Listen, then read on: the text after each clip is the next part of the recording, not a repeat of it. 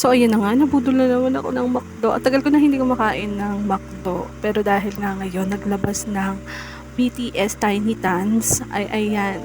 Gusto kong makakuha ng isa. Bali, isa lang naman yung gusto ko talaga. Si V talaga yung makuha ko. Siya lang talaga kasi yung bias ko dun sa BTS. Pero actually, magagaling naman talaga sila.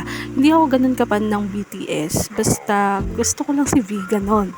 Kaya naman, ayan, napasugod na nga kami ng McDo dyan para nga mag-avail nitong Tiny Tan. So, bali, ayan nga, blind box nga siya. Kaya naman, kabado ako talaga nung pumipili talaga ako. And pinag-pray ko na sana makuha ko talaga si V. Kaya naman, ayan, tingnan nyo guys yung reaction ko dyan. Ba yun? Pahirapan po. Yung totoo, yung makabukas. Kinakapahan ako. Sino ba gusto mo? Wait lang. Si V. Si Teo. Ha?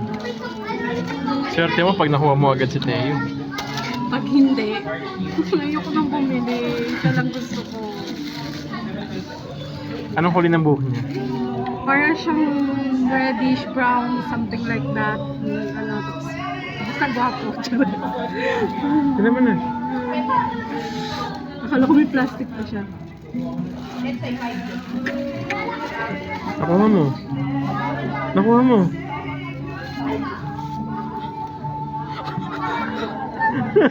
Seryoso? Ang galing.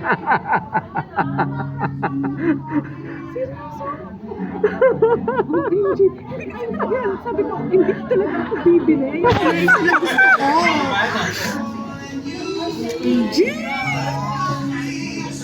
Kinikilig ako. Ano, seryoso. Diba? Yay! Ang galing ko talaga. Tapos kanina sabi ko, ito naman na, bahala na.